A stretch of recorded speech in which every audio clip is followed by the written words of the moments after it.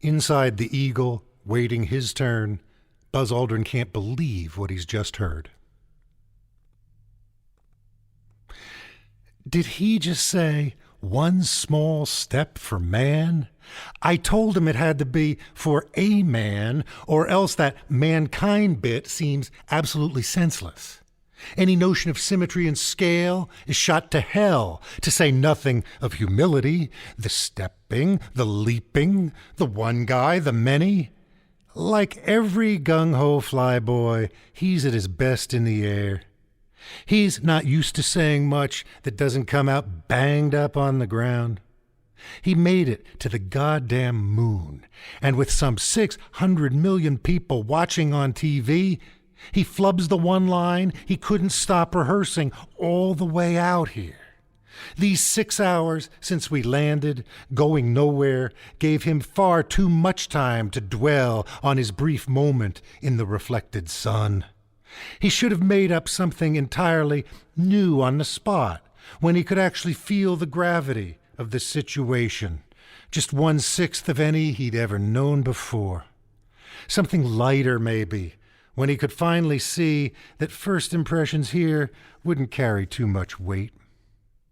I realize the name Armstrong has a ring that Buzz can't muster, a certain all-American sonority that made him the obvious choice to step down first into this staggering historical occasion.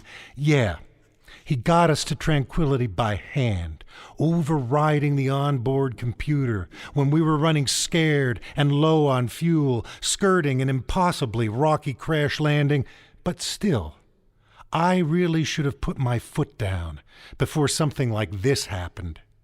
History has a way of forgetting the kind of man who's second on the scene.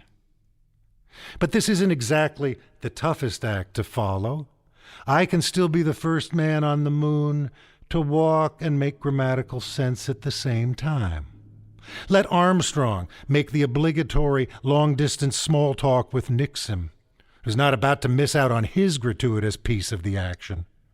He'll come on the line with his self-important locker room voice, insisting, we kick some Russian butt out here tonight, unless at the giddy height of his power and at least a few sheets to his favorite wind, he ends up saying some Russians' butt instead, which would make it a more limited triumph, but luckily nothing less than truly the aim of this operation all along. And finally, owning up to that much, no matter who or how imperfectly, would have to go down as one small step in the right direction. But remember, even after I've struck what's left of this lunar pay dirt myself, you didn't hear that, or even anything close to that, from me.